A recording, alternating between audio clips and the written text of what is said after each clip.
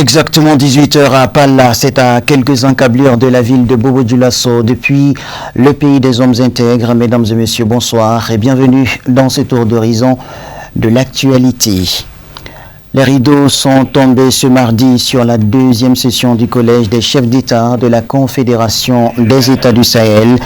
À l'issue des travaux, le capitaine Ibrahim Traoré, président du Faso, assure désormais la présidence de la Confédération. On en sait plus dans ce reportage signé Amadou Kamara Fousseini Keita.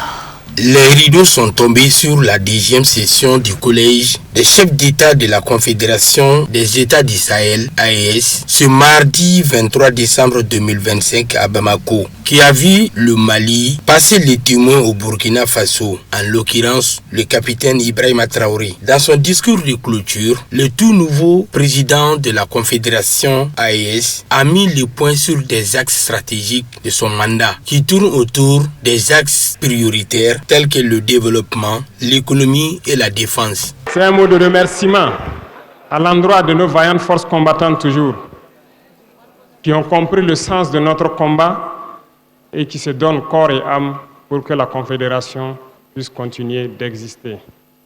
Enfin, je remercie la population de l'AES qui a franchement compris pourquoi nous ne devons que compter sur nous-mêmes et pourquoi nous ne devons pas nous apitoyer sur notre sort. Et vous avez fait preuve à travers votre résistance, votre résilience à supporter tous les coups que l'ennemi a bien voulu nous donner dans cette lutte de brise des chaînes de l'esclavage. Je tenais en tout cas du fond du cœur à remercier mon frère ici présent, le général d'armée Assimi Goïta, président de la transition du Mali,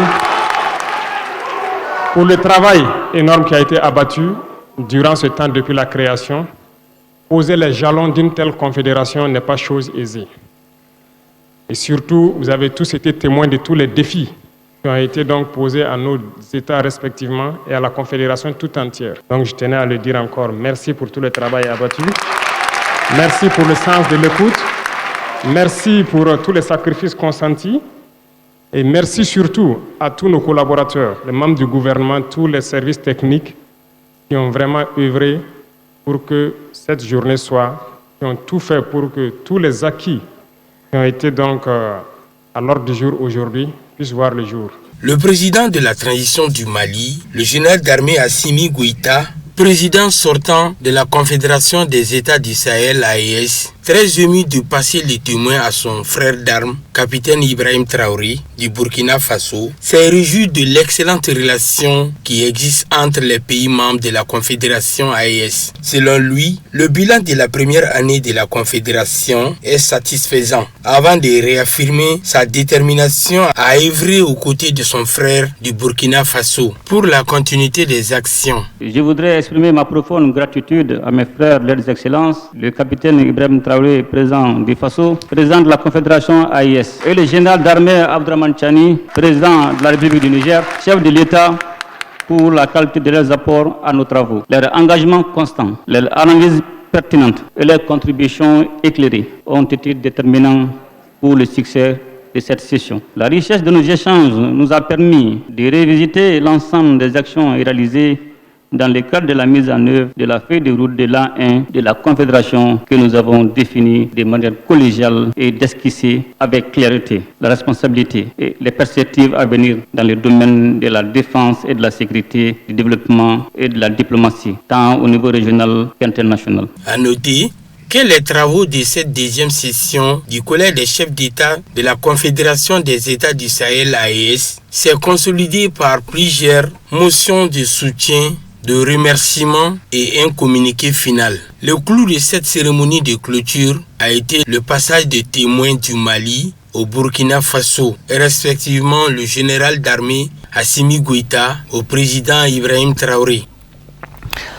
Dans le même registre, nous restons au Centre international de conférences de Bamako. La cérémonie de clôture des travaux de la deuxième session ordinaire du Collège des chefs d'État de la Confédération des États du Sahel a vu la lecture de plusieurs motions de soutien et de remerciement Un communiqué final a été lu par les ministres des Affaires étrangères des 3 pays membres de la Confédération. Ils sont au micro de nos reporters Amadou Kamara et Fousseni Keïta. La deuxième session ordinaire du Collège des chefs d'État de la Confédération des États du Sahel AES s'est tenue le 23 décembre 2025 à Bamako sous la présidence de son Excellence le général d'armée Assimi Goïta, président de la transition,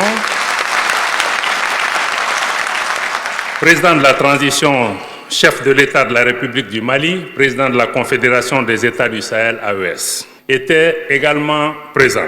Son Excellence le capitaine Ibrahim Traoré, président du Faso, chef de l'État.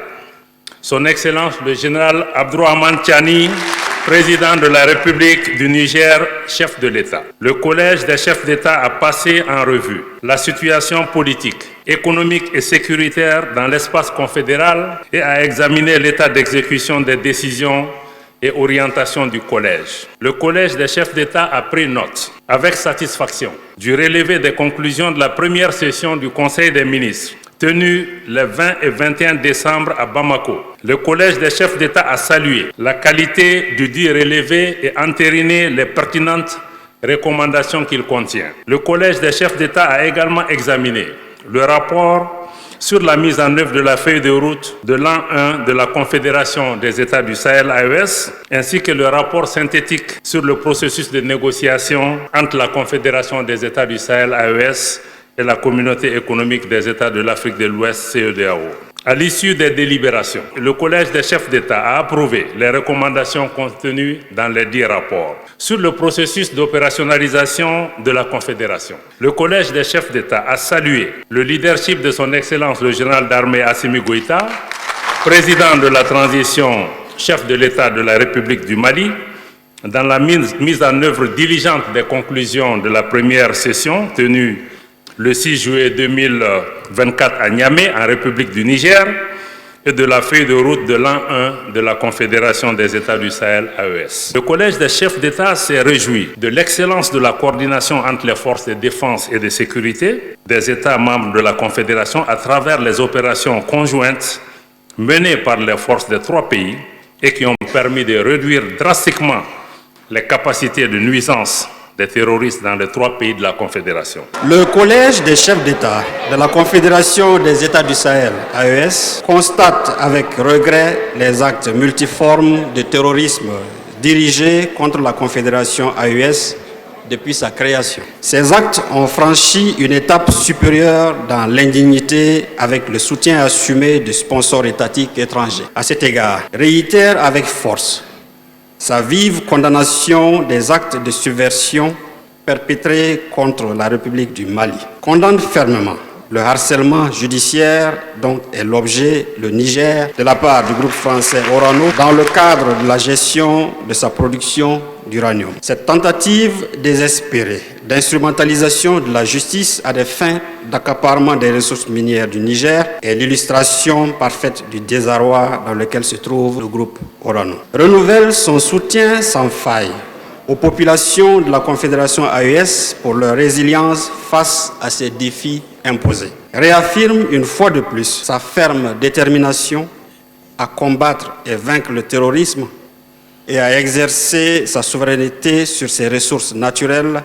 au grand bénéfice de ses populations. Manifeste sa reconnaissance à l'ensemble des peuples du monde pour leur solidarité, félicite les peuples de l'AES pour leur résilience dans l'adversité et les encourage à renforcer leur engagement, leur mobilisation et la cohésion pour faire face à toute situation menaçant la souveraineté des États de la Confédération AES. Bamako, le 23 décembre 2025. Les chefs d'État du Burkina Faso et de la République du Niger, leurs excellences le capitaine Ibrahim Traoré et le général Abdourahmane Tiani, expriment leur entière satisfaction à l'endroit du gouvernement de la République du Mali pour l'organisation réussie de la deuxième session du Collège des chefs d'État de la Confédération des États du Sahel, tenue à Bamako. Les chefs d'État du Burkina Faso et de la République du Niger, leurs excellences le capitaine Ibrahim Traoré et le général Abdourahmane Tiani, expriment leur entière satisfaction à l'endroit du gouvernement de la République du Mali pour l'organisation réussie de la deuxième session du Collège des chefs d'État de la Confédération des États du Sahel, tenue à Bamako ce jour 23 décembre 2025. Au nom de leur délégation, ils adressent à son Excellence le général Assimi Goïta, président de la transition chef d'État de la République du Mali, ainsi qu'au gouvernement et au peuple malien, les témoignages de leur profonde gratitude pour la généreuse hospitalité et toutes les attentions dont ils ont été l'objet durant leur séjour à Bamako. Fait à Niamey le 23 décembre 2025. L'actualité nationale sur un autre volet dans ce journal en direct sur nos antennes. Direction cette fois-ci la médersa Saad Ziwaza de Bankoni Djenkinebougou à l'occasion de l'anniversaire de l'imam Ali, cousin et gendre du prophète Mohamed, paix et salut sur lui. Dans son programme d'activité, Madame Aïdara Tanti Hidjara Tunkara a dédié la journée du mercredi 24 décembre aux enfants. On en sait plus dans ce reportage signé Khadija Traoré et Noun Kone.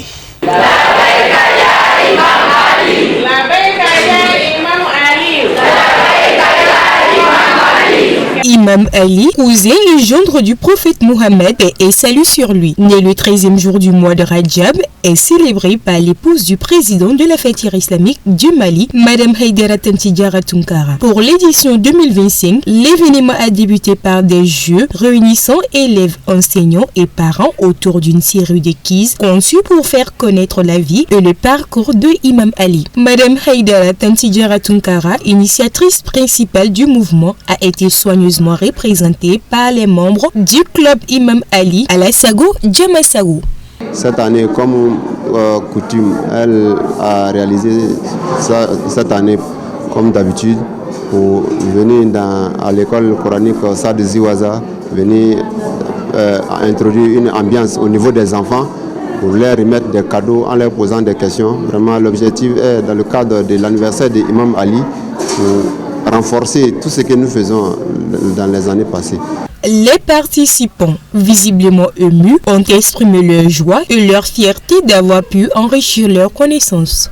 Ce genre d'initiative pour connaître la famille de Mohamed sallallahu alayhi wa sallam et les autres qui est l'entourage et la famille Shirfila.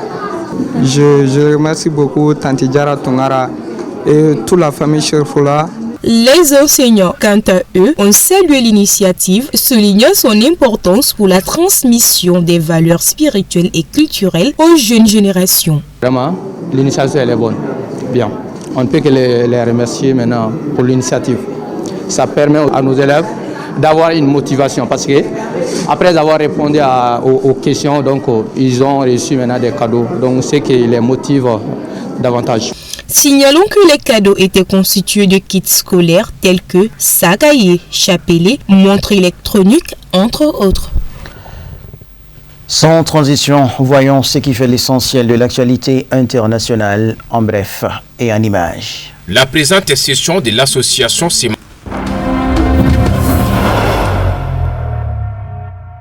Nouvel enlèvement au Nigeria, 28 personnes kidnappées sur le chemin d'une célébration religieuse. Ces personnes, dont des femmes et des enfants, ont été enlevées le 21 décembre par des hommes armés près du village de Zak, dans le centre du pays, relatent les médias nigérians. Elles se rendaient dans une localité voisine pour la célébration musulmane de Mauloud. Ce crime s'est produit le jour de la libération de 130 élèves, dernier d'un groupe de 250 enfants enlevés fin novembre dans l'école catholique mixte Saint-Marie, située dans l'état du Niger, dans l'ouest du pays. Le 17 novembre, des bandits armés ont kidnappé 24 élèves d'un lycée public pour filles de l'état de Kebbi et en ont tué la directrice adjointe. Dans la nuit du 18 au 19 novembre, des criminels ont attaqué une église à Ekiti dans l'état de Kwara. Ils ont ouvert le feu sans discernement sur les fidèles. 5 personnes ont été tuées et 38 autres enlevées. Une rançon d'environ 2,6 millions de dollars a été exigée pour la libération des otages. Par ailleurs, des avions de Tenax Aerospace, un sous-traitant de l'US Air Force, décolle généralement du Ghana, survole l'espace aérien nigérian, puis retourne à Accra selon les médias. Ces missions seraient liées à la surveillance de groupes armés et à la recherche d'un pilote américain enlevé au Niger. D'après un ancien responsable américain, les missions comprennent la collecte de renseignements sur des groupes terroristes opérant au Nigeria, notamment Boko Haram et l'État islamique en Afrique de l'Ouest. Crash de l'avion transportant le chef d'état-major libyen près d'Ankara. Un jet privé transportant le chef d'état-major libyen, 4 responsables et 3 membres d'équipage s'est écrasé mardi soir près d'Ankara, ont confirmé les autorités libyennes et turques. L'appareil a déclaré une situation d'urgence en raison d'un dysfonctionnement électrique quelques minutes après son décollage d'Ankara et a demandé un retour d'urgence, selon le directeur de la communication de la présidence turque. Après avoir reçu une demande d'atterrissage d'urgence, le contrôle aérien a dérouté l'appareil vers l'aéroport d'Ankara et a déclenché les procédures d'urgence, a précisé le directeur. L'avion a entamé sa descente d'urgence, mais a disparu des écrans radars à 20h36, heure locale, après quoi toute communication a été perdue, a indiqué le responsable turc. Les équipes de recherche du ministère turc de l'Intérieur ont localisé l'épave, confirmant ainsi le crash, a-t-il ajouté. Le premier ministre libyen, Abdelhamid Dbeibah, a confirmé par la suite le décès des 5 passagers libyens, précisant qu'ils revenaient d'une visite officielle en Turquie.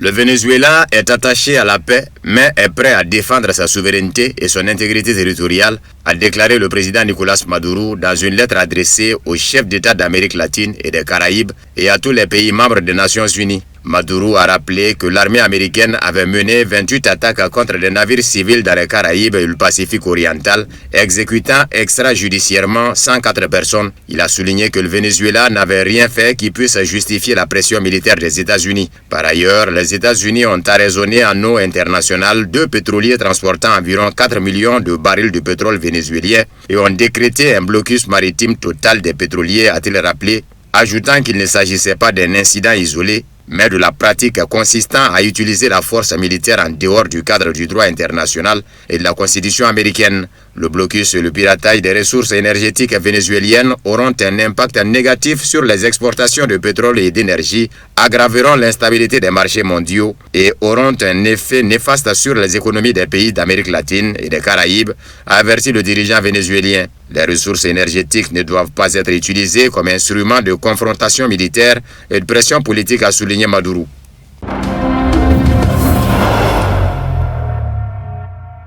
Le président américain Donald Trump a affirmé que les États-Unis ont besoin du Groenland pour leur sécurité nationale et non pour contrôler ses ressources minières. Nous avons besoin du Groenland pour notre sécurité nationale, pas pour ses ressources minérales. Nous avons tellement de gisements de minéraux et de pétrole. Nous avons plus de pétrole que n'importe quel autre pays au monde. Nous avons besoin du Groenland pour notre sécurité nationale, a déclaré Trump aux journalistes depuis sa résidence en Floride. Et si vous regardez le Groenland, si vous regardez le long de la côte, vous verrez des navires russes et chinois partout. Nous en avons besoin pour notre sécurité nationale. Nous devons les avoir, a-t-il réaffirmé. Il a toutefois dénigré le rôle du Danemark dans les affaires de l'île. Trump a estimé que Copenhague n'allouait pas les fonds nécessaires à ses fins et n'assurait pas de protection militaire au Groenland. Réagissant à la nomination du gouverneur de Louisiane, Jeff Landry, comme envoyé spécial des États-Unis pour le Groenland, Trump a précisé que cette initiative ne venait pas de lui. « Je ne l'ai pas appelé, c'est lui qui m'a appelé. Il est proactif », a déclaré Trump.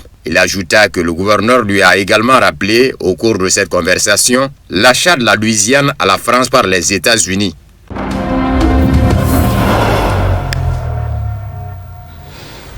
Voilà, c'est tout pour cette édition d'information. Merci à vous de l'avoir suivi. Bonne suite de programme sur nos antennes. Bonsoir.